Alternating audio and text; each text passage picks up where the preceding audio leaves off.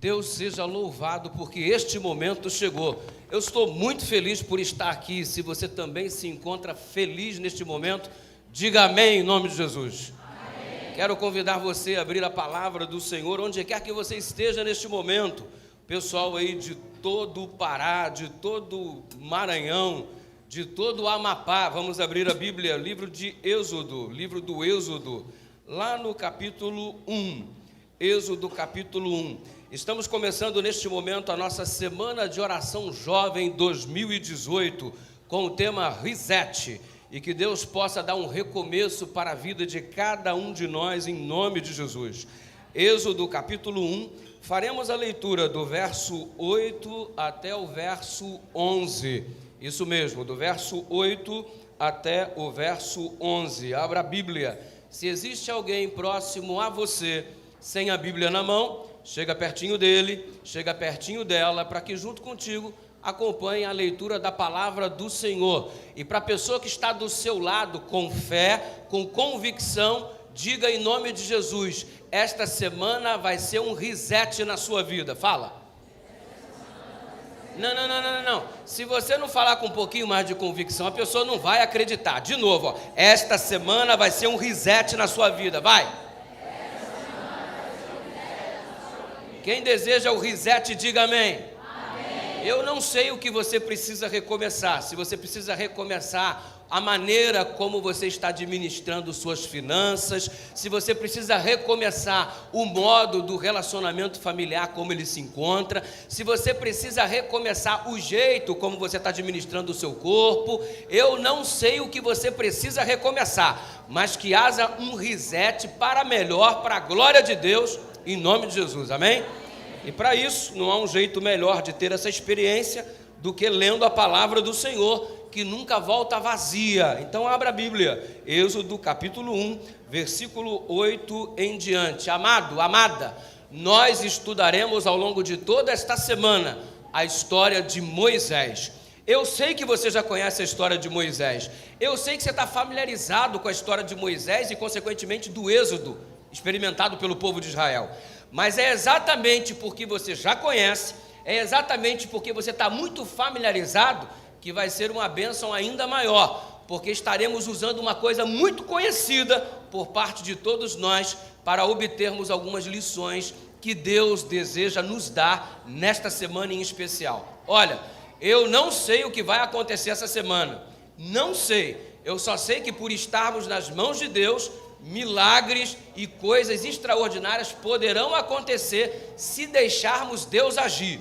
Eu quero deixar Deus agir na minha vida. Você deseja? Se deseja, diga amém. Amém. Amém. Louvado seja o nome do Senhor. Vamos à leitura então, Êxodo capítulo 1, verso 8 em diante. Vamos ler até o verso 14. Se liga na leitura da palavra. Diz assim a palavra do Senhor: Entre mentes se levantou um novo rei sobre o Egito. Um novo rei significa um novo faraó. E diz a Bíblia no verso 8 que esse novo rei que se levantou sobre o Egito não conhecera a José. Que pena, José foi um homem extraordinário. Lamentavelmente, ele não conhecera a José. Verso 9. Ele disse ao seu povo, eis que o povo dos filhos de Israel é mais numeroso e mais forte do que nós. Eia, usemos de astúcia para com ele, para que não se multiplique, e seja o caso que, vindo a guerra, ele se ajunte com os nossos inimigos, peleje contra nós e saia da terra. Verso 11. E os egípcios puseram sobre eles feitores de obras, para os afligirem com suas cargas. E os israelitas edificaram a Faraó as cidades celeiros, Pitom e Ramsés. Verso 12. Mas quanto mais os afligiam, tanto mais se multiplicavam, e tanto mais se espalhavam, de maneira que se inquietavam por causa dos filhos de Israel. Então os egípcios, com tirania, faziam servir os filhos de Israel. E lhe fizeram amargar a vida. Vou repetir essa sentença. E lhe fizeram amargar a vida com dura servidão em barro e em tijolos, e com todo o trabalho no campo, e com todo o serviço que na tirania os serviam. Aqui está a palavra do Senhor, que nunca volta vazia. Eu creio no poder da palavra de Deus, e por isso suplico a você que junto comigo oremos juntos, para que possamos então pedir sabedoria ao Papai do Céu, para compreendermos a sua inspirada palavra. Feche os seus olhos, curve a sua fronte, e vamos abrir o coração ao Papai do Céu em oração. Deus querido, estamos começando agora a mensagem de abertura da semana de oração Reset.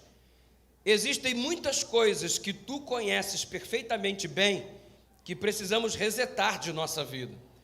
Coisas que não te agradam, coisas que não nos deixam felizes, coisas que não nos proporcionam paz, muito pelo contrário, são cargas, são fardos que estamos carregando, e alguns estão lutando contra isso há tanto tempo, que estão cansados, alguns desejosos até de desistirem, mas que esta semana venha como um alento ao nosso coração, que a tua palavra venha como resposta às nossas inquietudes, e que pelo poder de Deus, tudo aquilo que na nossa vida neste momento não te agrada, caia por terra, e que tua vontade seja soberana em nossa vida, como resultado da ação do teu Espírito em nosso coração.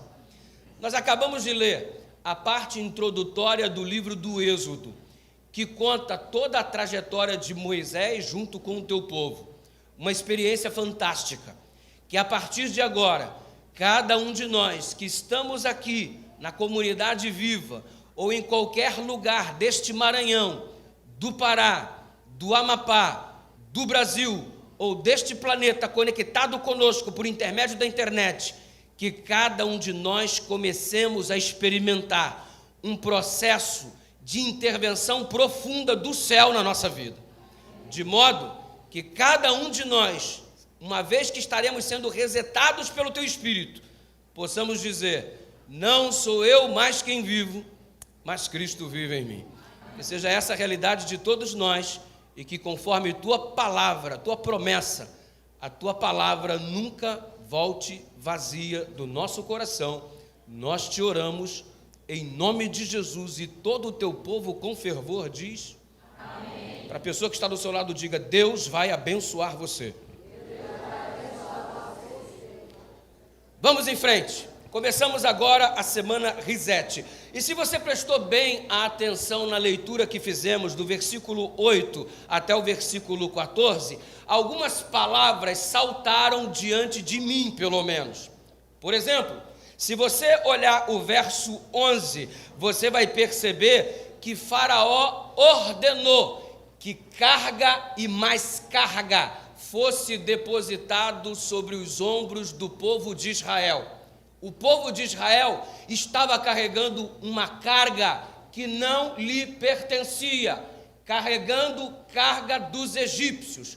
Coloquem nossas cargas sobre eles, disse Faraó. Então a primeira coisa que chama a atenção: excesso de carga, gente sobrecarregada. E sobrecarregada por conta de quê? Olha outra palavra que salta diante dos nossos olhos no verso 13. Por causa da tirania do Faraó. Faraó é tirano e por conta disso acumula carga sobre o povo de Israel, que está sob regime de escravidão. Ei, a tirania de alguns acumulam carga nos nossos ombros, cargas nos nossos ombros. E a última palavrinha que salta é a do verso 14. Por causa da tirania do Faraó e por causa do excesso de cargas, a vida do povo de Deus se tornou uma vida amarga. Exatamente. Vida amarga por causa da tirania de alguém ao colocar excesso de cargas sobre os ombros e cargas que não pertenciam ao povo. Como se não bastasse a dureza da vida, de já termos que carregar nossos próprios problemas, o Faraó jogou sobre os ombros do povo de Deus os problemas de todo o povo egípcio. Carregar as suas cargas, carregar as cargas dos outros por causa da tirania de um homem e o resultado, uma vida amargurada. E eu começo a abertura desta semana de oração te fazendo uma pergunta em nome de Jesus. Será que eu estou falando neste momento para alguém que está com excesso de carga sobre os seus ombros? A tua vida está sendo difícil, há muito peso de responsabilidade sobre você, você tem que cuidar de um monte de coisa, de um monte de pessoas, de um monte de responsabilidades ao mesmo tempo, e você não está suportando mais carregar este peso que te aflige? Ei, o inimigo com a sua tirania tem afligido você de tal forma que a sua vida está sendo uma vida amargurada. Se essa tem sido a sua realidade, que em nome de Jesus a gente comece o reset a partir de agora, que essas cargas sejam eliminadas, mesmo porque existe uma promessa extraordinária do Pai. Ele nesta manhã para cada um de nós está dizendo: ei, vinde a mim, você que está cansado e sobrecarregado, que eu vos aliviarei. O alívio de Deus está à nossa disposição. Deus olhou o seu povo cheio de carga sobre os ombros. Deus olhou o seu povo afligido pela tirania do mal. Deus olhou o seu povo amargurado. E ele passou então a providenciar a retirada de toda a sobrecarga dos ombros dos seus filhos. Que nesta manhã Deus ordene aos seus anjos, Deus ordene ao seu espírito, Deus ordene ao céu, que esse excesso de sobrecarga que está te afligindo, seja ele qual for, seja arrancada pelo poder do Espírito Santo que está aqui conosco. Eu creio nisso, em nome de Jesus, e por isso eu creio que teremos uma semana abençoada. Ei, reparou em um detalhe? A Bíblia diz no verso 8 que se levantou um rei, um faraó, que não conhecia quem? José. Que rei é esse? Que faraó é esse? A Bíblia não nos fornece o nome dele. É bem diferente do livro de Daniel, por exemplo. Todos os reis são citados. O rei Nabucodonosor é citado por Daniel. O rei Dario é citado por Daniel. O rei Belsazar é citado por Daniel. Moisés não faz questão de citar o nome do rei. Moisés oculta o nome do faraó, enquanto Daniel, na Babilônia, exibe o nome dos reis abundantemente, o Moisés, no Egito, esconde o nome do rei. Por quê? Por que essa diferença? Por que na Babilônia o Daniel faz questão de exibir o nome do rei, e lá no Egito o Moisés oculta o nome do rei? É a diferença cultural entre os povos. E eu te explico essa diferença mole, fácil. De que forma? Lá no Egito, os indivíduos que escreviam as histórias, tratando-se de egípcios, eles não gostavam de colocar o nome dos reis. Sabe por quê? Era mais ou menos o seguinte raciocínio: eu não vou colocar o nome desse tirano, não. Eu não vou colocar o nome desse homem que colocou cargas sobre Israel, não.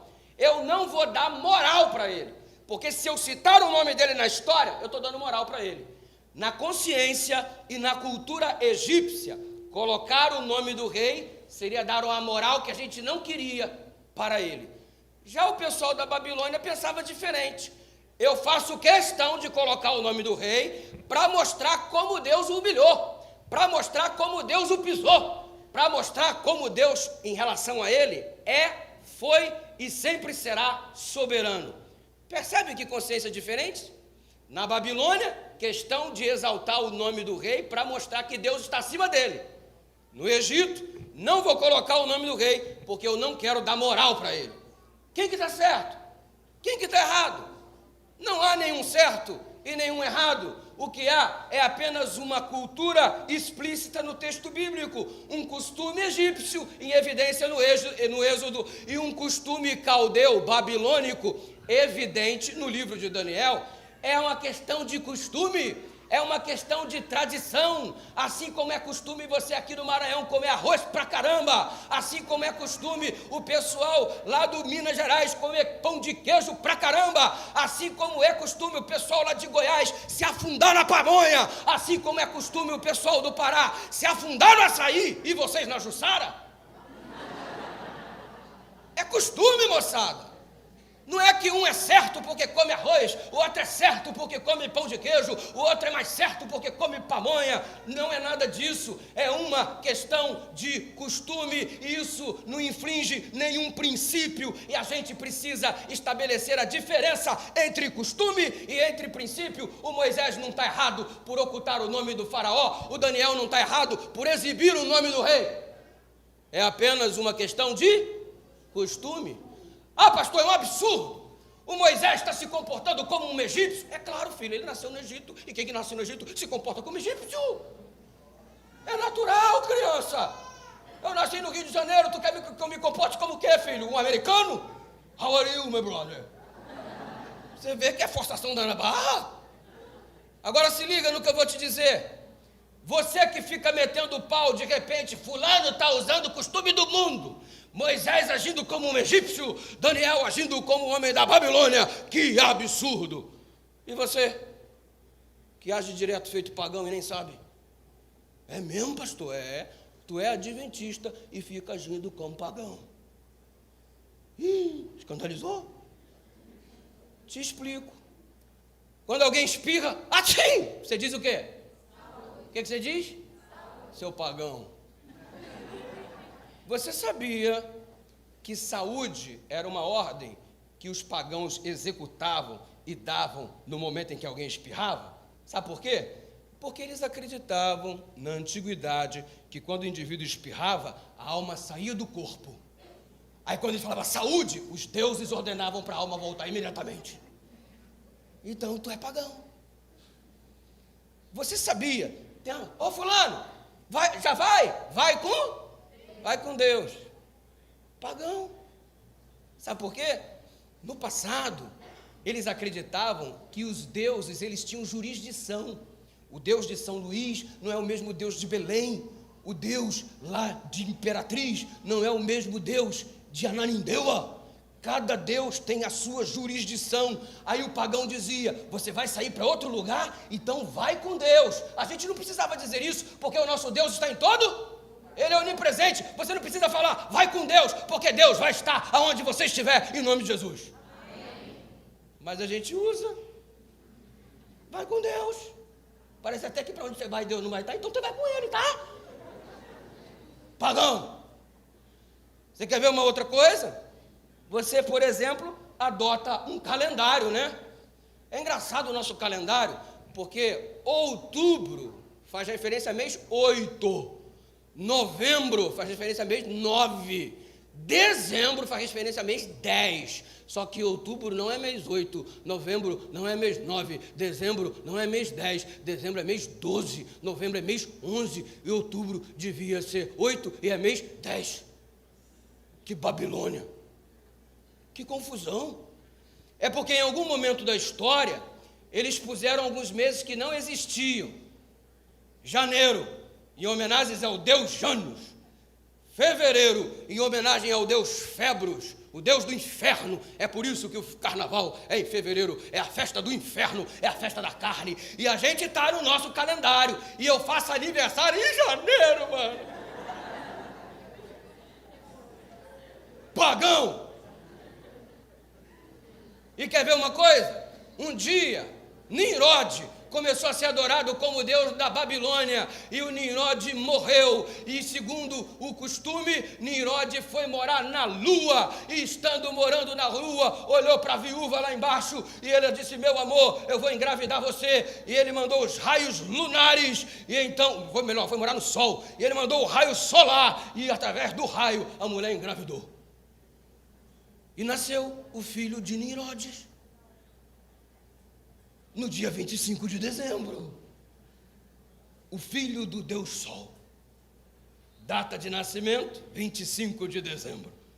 Aí um dia o cristianismo se funde com o paganismo em algum momento da história, e aí Jesus também foi concebido miraculosamente, porque o Espírito Santo lá com Nimrod foi os raios solares, aqui foi o Espírito Santo, lá nasceu miraculosamente, aqui também nasceu miraculosamente, mas lá nasceu no dia 25 de dezembro, e já é a data que a gente usa mesmo, mas agora para Jesus vamos usar a mesma data, e aí tu celebra o Natal, pagão! E aí, pastor? Eu não posso mais dizer saúde quando uma pessoa espirra. Esse é o problema do legalismo, brother. Esse é o problema do crente desequilibrado, lavado no sangue da salmoura, sei lá mesmo. Crente problemático. Então eu não posso mais falar saúde quando alguém espirra. Então eu não posso mais adotar o calendário. Então eu não posso mais dizer vai com Deus. Deixa de ser desequilibrado, filho. Sabe o que nós fazemos no cristianismo? Nós ressignificamos as coisas. Tinha um significado todo errado e à luz da palavra de Deus a gente dá um ressignificado extraordinário em nome de Jesus e para a glória de Deus. Amém. Eu falo saúde sim, mas não é para a alma voltar. Eu falo saúde como um desejo de alguém que ama o próximo e deseja o bem-estar do próximo, e eu quero que Deus te abençoe e Deus te dê saúde. Eu falo vai com Deus, não é porque Deus não está aonde você se dirige neste momento, eu tenho certeza que lá estará, mas que em todo o teu caminho você não esqueça de que Ele deve conduzir os teus passos, passo após passo, que eles sejam reflexos da vontade de Deus. Não é porque eu tenho a consciência pagã em cima de mim e eu não estou dizendo saúde porque sou um pagão, eu estou dando um ressignificado à luz da palavra de Deus. Nós estamos no mundo, não somos do mundo, mas enquanto aqui estivermos, vamos ressignificar todas as coisas usadas pelo diabo para a honra e glória de Deus. É assim que funciona. Eu celebro o Natal. Claro que Jesus não nasceu no dia 25 de dezembro, mas eu dou um ressignificado. Se é de origem pagã, problema, eu estou comemorando a luz da palavra de Deus. Então o paganismo para mim foi parar na lata do lixo. Agora eu vivo a luz da palavra do Senhor. Ressignificado. Ressignificado. Aí vira um monte de crente do Talibã. Eu não falo mais saúde, eu não falo mais ninguém, mas vai com Deus, eu não falo mais. Meu irmão, você vai virar louco, xiita, crente xiita, homem-bomba da igreja. Dá um ressignificado para as coisas. E aproveito para te fazer uma pergunta em nome de Jesus. Lá estava o Moisés no Êxodo, e o que ele estava fazendo com uma educação cristã que a mãe dele, ou melhor, a educação no temor de Deus que a mãe dele o outorgou durante o processo da infância. Ele estava ali vivendo no contexto pagão, mas fazendo o quê? Ressignificando todas as coisas à luz da orientação divina. Você pode estar neste Egito, no meio deste mundo que não quer saber de Deus, mas se você for cheio do Espírito de Deus, você pode estar ressignificando todas as coisas, e o que era outrora para a glória do diabo, agora ressignificado à luz da palavra de Deus, passa a ser para a glória de Deus. Não foi isso que Deus fez conosco? Nossa vida era toda torta, toda vazia, toda ruim, tudo atravessado, e daqui a pouco o Evangelho veio e deu um ressignificado para a nossa vida. E o que eu estou te dizendo nessa hora? Que este é o momento de permitir que Deus traduza para você um ressignificado para a sua história. O que você precisa dar um ressignificado aí na sua vida. E eu posso te dar alguns exemplos, o que você precisa resetar. Estou falando para alguém que precisa dar uma ressignificada na sua experiência com Deus. Tu lê a Bíblia de qualquer jeito, tu ora o mesmo de ontem, amém. Você precisa ressignificar a sua vida de oração, precisa ressignificar o seu estudo da Bíblia, precisa ressignificar o seu momento de culto, de comunhão com Deus. Ressignificado, reset, reinício. Estou falando para alguém que precisa ressignificar seu casamento, entrou numa rotina horrorosa, vocês são dois inimigos vivendo debaixo do mesmo teto, a tua casa não é um pedacinho do céu aqui na terra, já se transformou no inferno. Você precisa ressignificar, enquanto o diabo está dizendo que a família é um negócio falido, que casamento é uma instituição que não funciona mais. Nós somos desafiados pelo poder do Evangelho a darmos um ressignificado para o modelo chamado família. Estão acabando com a instituição, enquanto Deus orienta. Por isso deixará o homem, seu pai e sua mãe, se unirá à sua mulher, serão os dois uma só carne. Eles estão tentando jogar o significado da família na lata do lixo. Nós somos desafiados a dar um ressignificado para tudo isso em nome de Jesus. Precisa você ressignificar sua família, o seu relacionamento com Deus, o seu trabalho. Olha como você encara o seu trabalho, como um fardo, como uma coisa horrorosa, como uma obrigação. Já imaginou se eu encarasse o meu ministério dessa forma? Ai meu Deus, já vou fazer semana de oração, eu já tenho que pregar, eu tenho que atender irmão. Oh, miséria, mano. Já pensou se eu encarar o ministério dessa forma, o meu trabalho dessa maneira, a minha vida está arruinada, irmãos. Eu tenho que enxergar aquilo que faço como um momento prazeroso, como um momento agradável. E você levanta de manhã e como você se propõe ir ao trabalho, vou para a guerra, vou para a luta, mano, vou para a lida. Tu vai para a guerra, para a luta, eu vou para a festa, brother. Vou para a união, eu vou para a festa. Eu vou fazer semana de oração, eu vou para a festa. Eu vou para o culto, eu estou indo para a festa. Isso significa esse negócio, porque se não for prazeroso, como é que você vai ir adiante no seu dia a dia? Ressignificado. Ei, ressignifica esse casamento. Tu olha para essa mulher, tu olha para esse teu marido, tu diz assim, ai meu Deus, olha a cruz que eu estou carregando. Tem que dar um ressignificado, a cruz nele não, filho. Nela não. Tem que ressignificar esse negócio aí. Eu preciso ressignificar a minha vida, o meu ministério. Quem deseja ressignificar a sua esta semana, diga amém em nome de Jesus. E como é que a gente vai fazer esse processo de dar um significado diferenciado à luz da palavra do Senhor? Porque não são as nossas tradições que norteiam a nossa vida. O que norteia a nossa vida é a palavra de Deus. E eu já sei que eu tenho que orar mais, eu tenho que falar menos, eu tenho que pregar mais, eu tenho que dar mais estudos, eu tenho que me envolver com os compromissos e com os desafios dessa igreja. Eu tenho que dar um processo de ressignificação para a minha vida em nome de Jesus.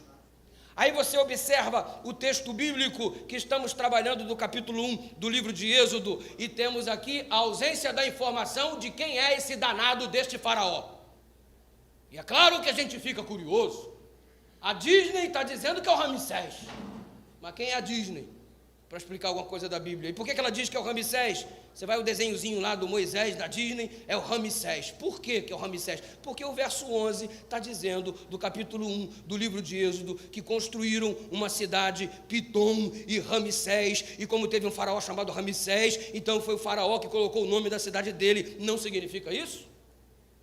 Porque os nomes de cidades podem ser colocados posteriormente ao seu processo de construção, ou mesmo ao período de vida do suposto rei, a quem recebe o nome desta cidade. Como é que eu descubro quem é o faraó, então, nesse período do Êxodo? Dá um pulinho lá em 1 Reis, no capítulo 6, no verso 1, que tem uma informação aqui super interessante para ajudar a gente. 1 Reis, capítulo 6, verso 1. Olha o que diz a Bíblia. Primeiro livro dos Reis, capítulo 6, verso 1. Se ligou aí? Quem achou, dá um sinal de joia. Quem achou, dá um sinal de joia. Perfeito. Diz assim a palavra do Senhor. No ano 480, qual é o ano? Não, vamos falar igual gente viva, para o pessoal do Brasil inteiro escutar. Qual é o ano?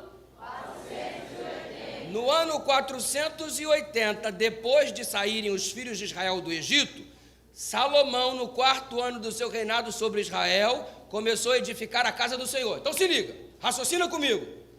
4º ano do reinado de Salomão, no 4º ano do seu reinado, completou 480 anos desde a saída do Êxodo. Quando foi o 4º ano do reinado de Salomão? 966 a.C. A história registra. No ano 966 a.C., era o 4º ano do reinado de Salomão, e já faziam 480 anos desde o Êxodo. Se você somar, uma vez que tem que ser acrescido lá, se você somar 480 a 966, 1446. Então, mais ou menos, o Êxodo aconteceu 1446 anos antes de Cristo. E de acordo com a história secular, quem que era o faraó dessa época lá na dinastia lá? Tutmoses III. O mais provável faraó não é o Ramsés, de acordo com a Disney, mas de acordo com a história, Tutmoses III. Satisfeita a nossa curiosidade, encontramos o faraó que não conhecera José. Nomezinho dele para você colocar no seu cachorrinho, se você quiser. Tutmoses III. Qual o nome do faraó? Pronto. O que fez esse Tutmoses III? Verso 9 do capítulo 1. Ele proporcionou uma imposição de fardo, de carga, mediante sua tirania, para ele afligir o povo de Deus, para trazer opressão ao povo de Deus, para tirar a paz do povo de Deus. Por quê, pastor? Porque ele estava incomodado com o crescimento do povo de Deus. Já viu quando o crescimento de alguém incomoda a gente? É exatamente o que acontece no cenário bíblico descrito no capítulo 1 do livro de Êxodo. Gente que se incomoda com o crescimento do outro. O povo de Israel está crescendo. Estou incomodado, não pode, não pode, não pode. O irmão da minha igreja comprou um carro novo. Estou incomodado, não pode, não pode. O que ele está prosperando? O casamento do outro está muito feliz. Estou incomodado, não pode. Está parecendo Satanás, meu irmão? Se incomodando com o crescimento do outro?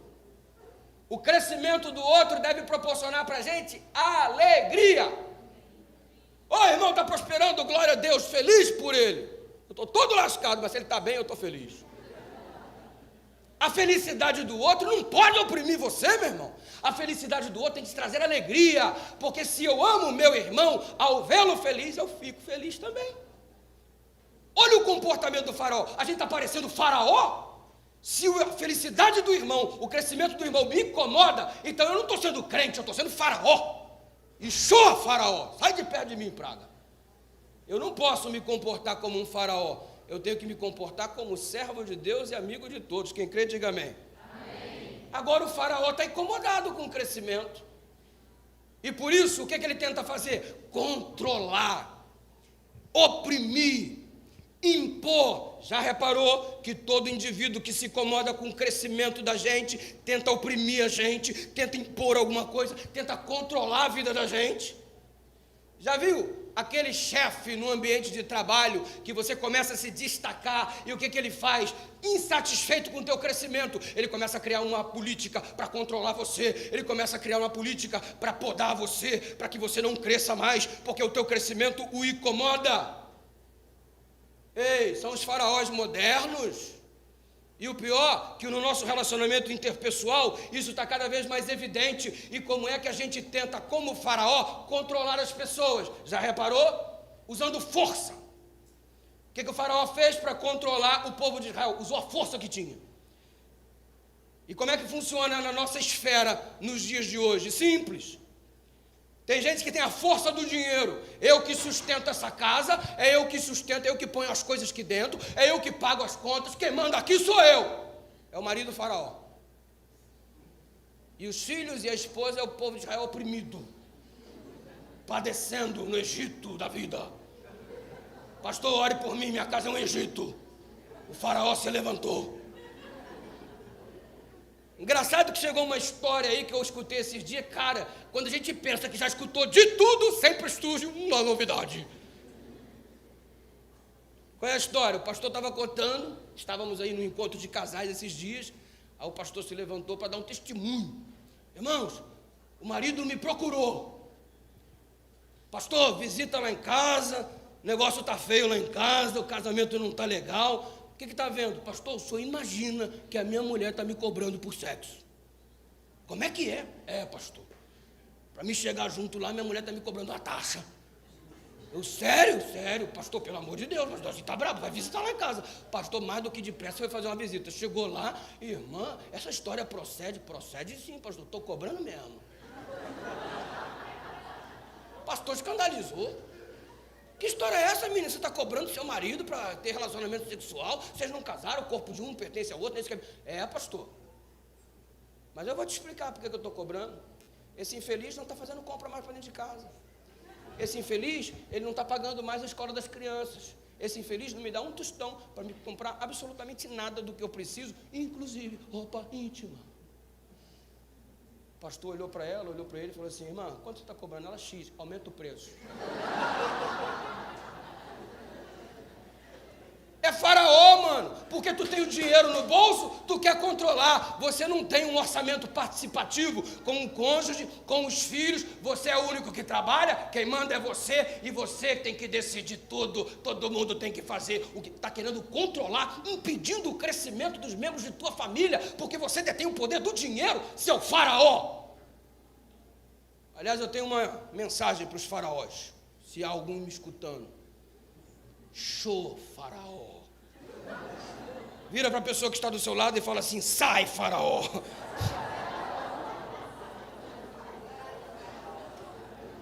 Quando não é essa questão do dinheiro, é a questão da autoridade. Já viu o cara que quer se fazer prevalecer pela autoridade que possui? Mas, pai, por que isso? Por que isso? Porque não interessa, quem manda aqui sou eu, Faraó. O que a gente diz para o Faraó? Não, fala com força, senão ele não sai.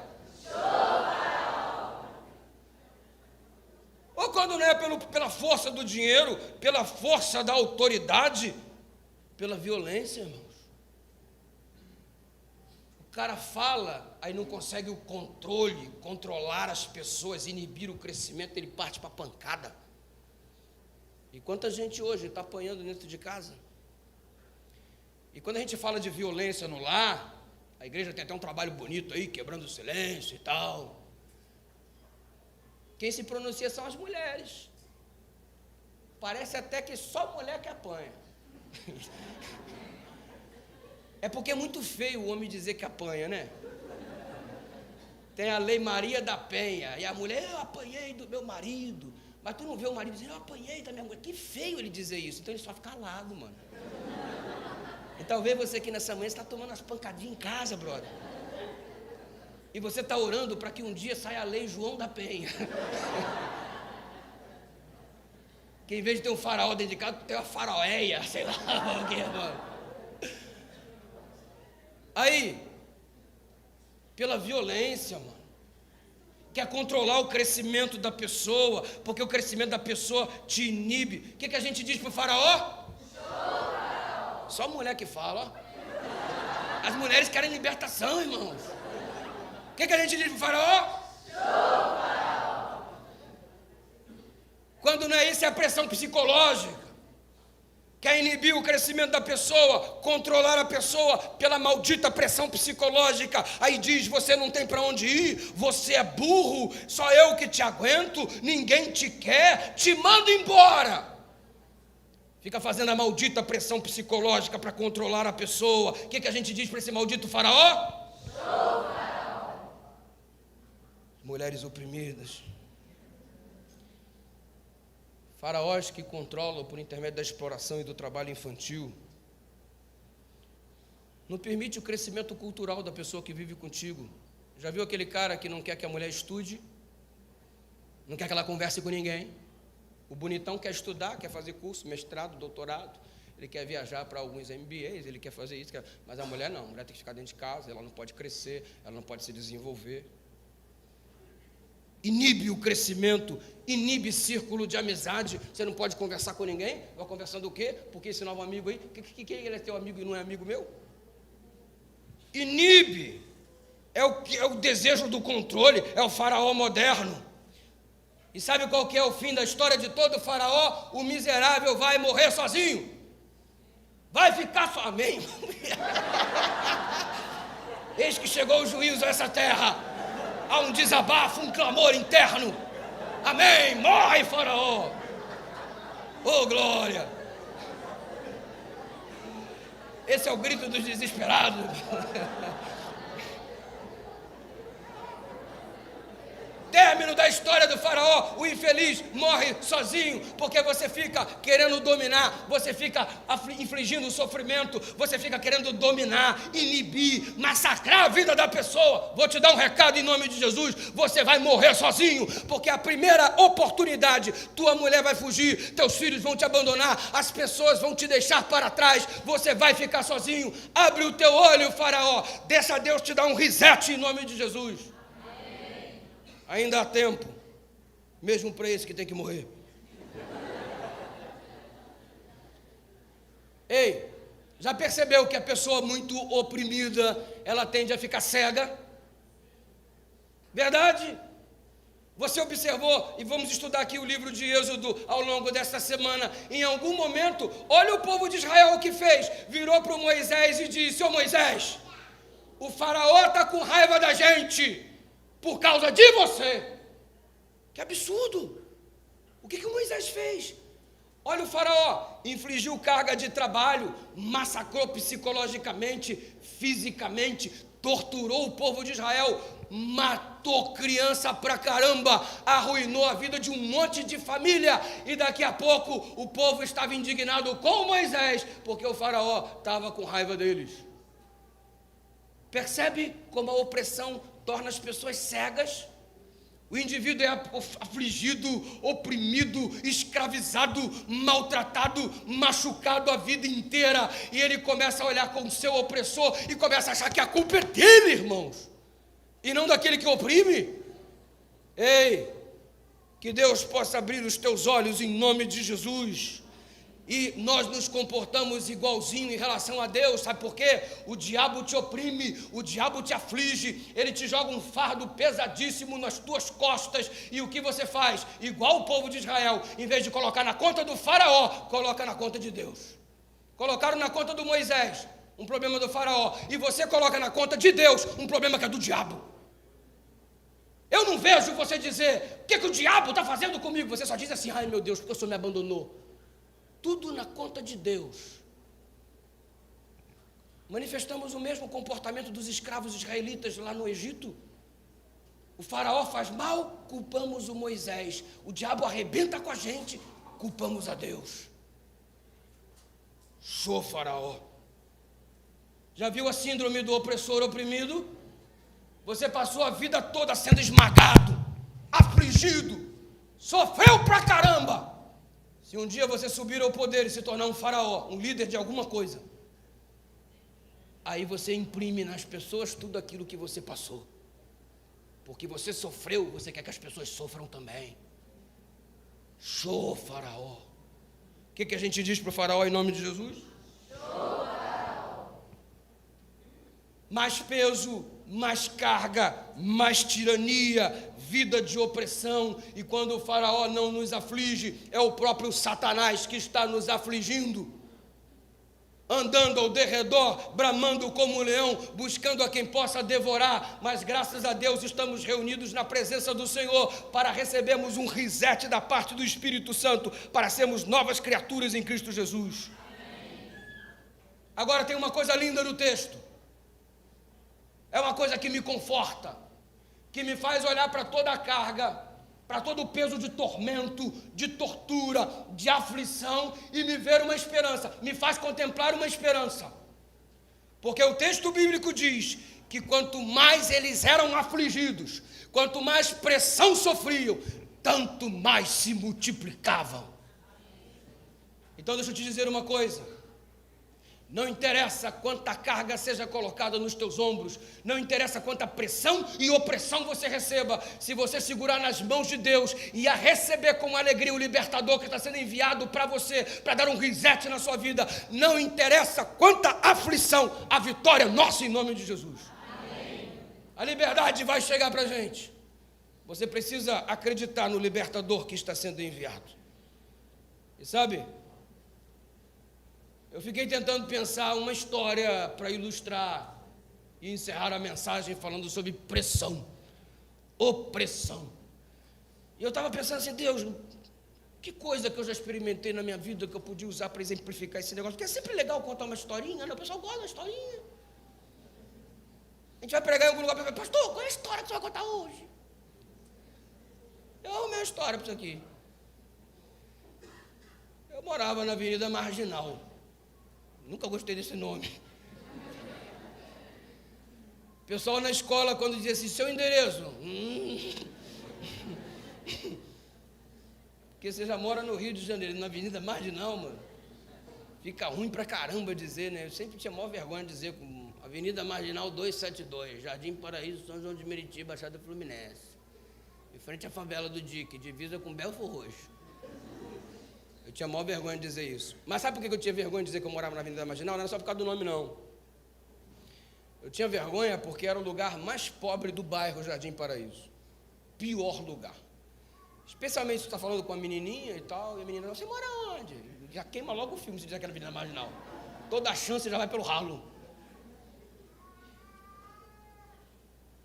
E pior de morar na Avenida Marginal, 272...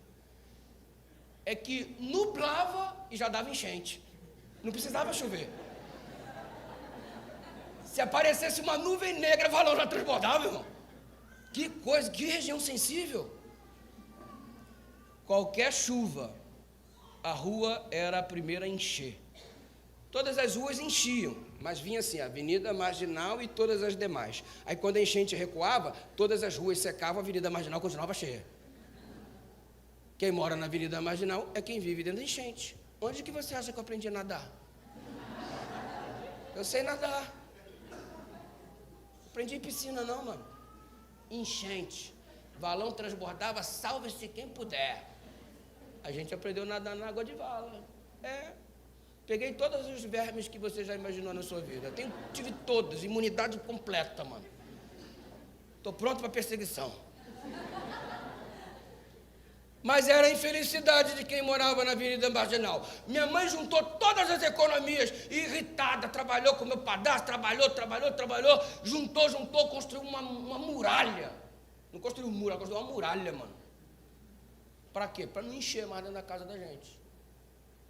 A gente não consegue se mudar, mas vamos construir um muro. Murão altão, grandão, e pode chover, encher o que for. Aqui dentro não entra água. E minha mãe fez a muralha. Meu padrasto era pedreiro, eu fui o servente dele, me lasquei todo. Exploração infantil, porque ele era o faraó. Eu sei o que é escravidão, irmão. Aí, ralei, hein? Virar traço de massa, tá louco, mano. Carregar carrinho de massa, carregar tijolo. Ele ficava sentando o tijolo e eu carregando. Eu preferia sentar, mano. O muro ia ficar legal. Construímos um muro lá em casa. Domingo após domingo, aquela obra de pobre que só faz no domingo. Domingo após domingo, fizemos. Vieram as chuvas de janeiro, choveu com força, irmão. E natural, choveu um pouquinho, a rua, ó, plum. Mas choveu demais daquela vez, e foi enchendo. Todas as casas inundadas, menos a nossa. É bom ser rico, mano.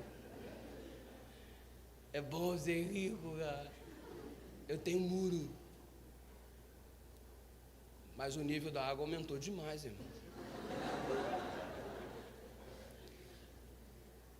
Havia passado da metade do muro. Dentro do quintal, tudo seco. E a rua toda inundada, a vizinhança toda inundada. A minha casa era a única residência seca. Pressão.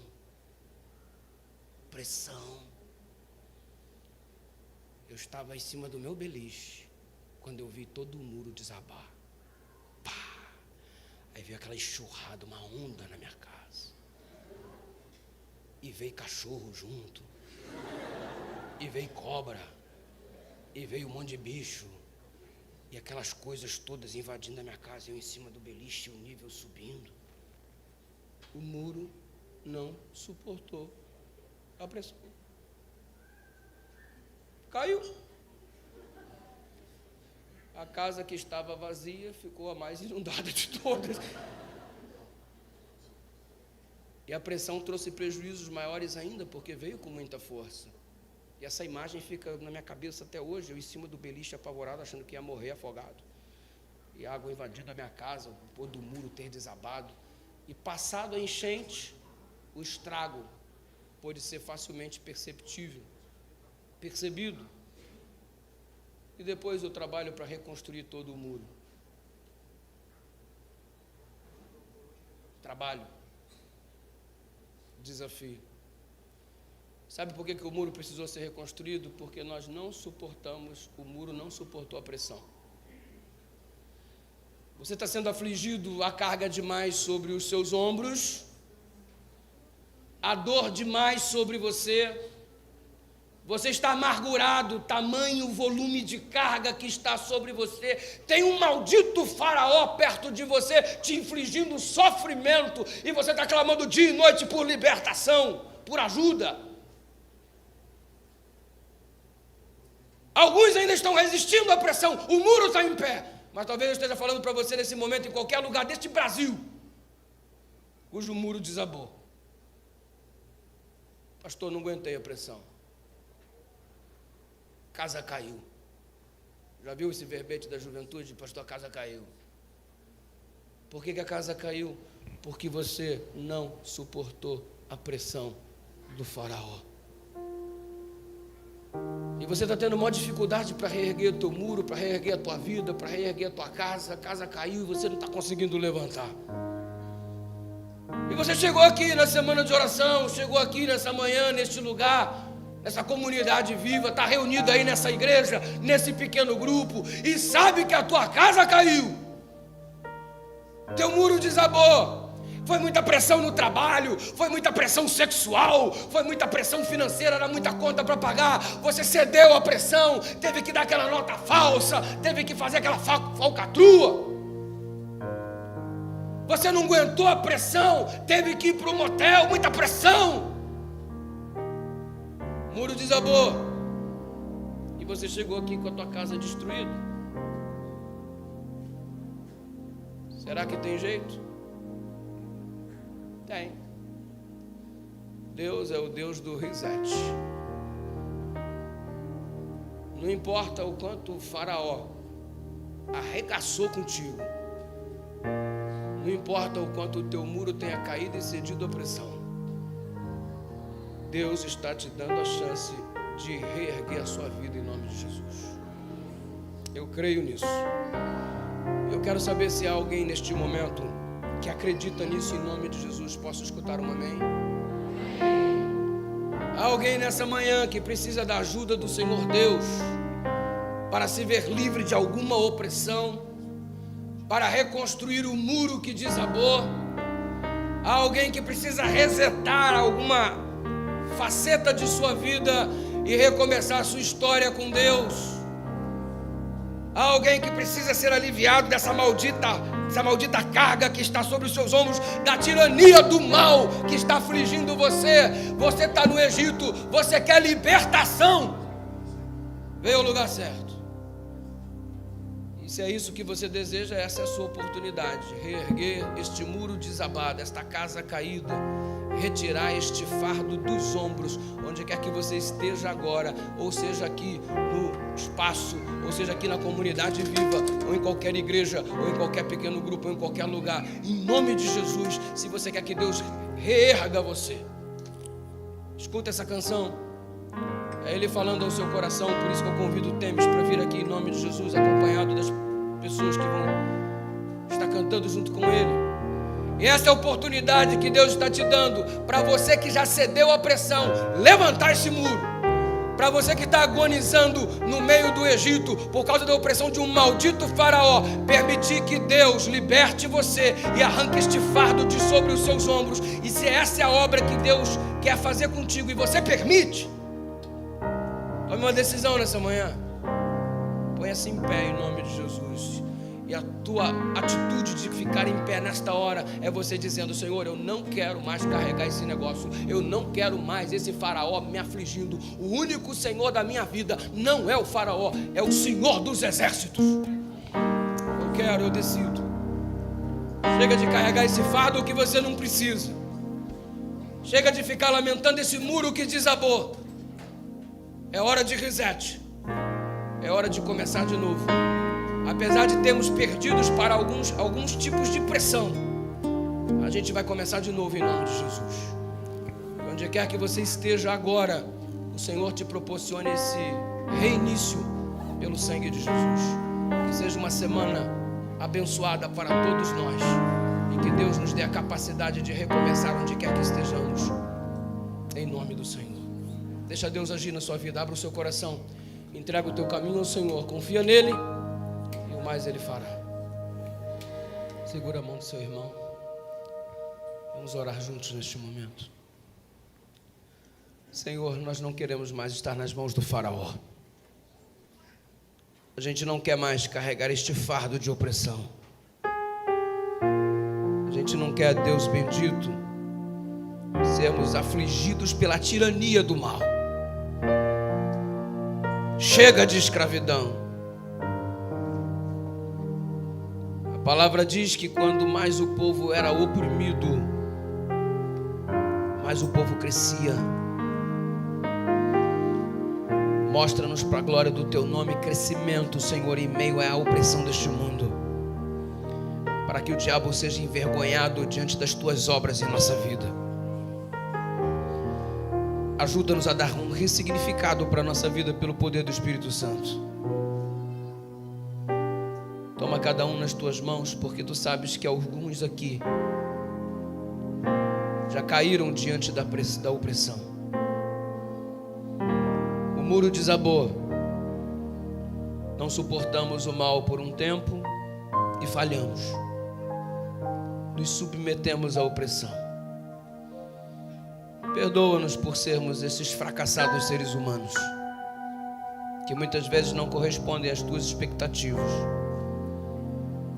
Mas obrigado pela oportunidade de resetar tudo isso, começar de novo na Tua presença.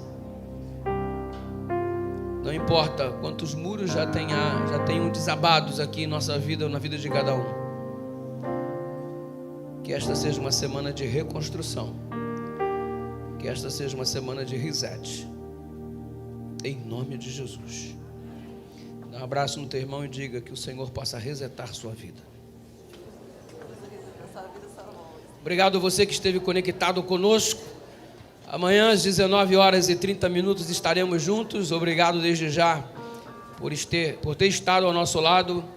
Aguardamos você e muito mais outras pessoas que vocês estarão convidando para participar dessa belíssima festa. Com vocês então, o encerramento das nossas atividades. Acompanhe então, por gentileza, em nome de Jesus.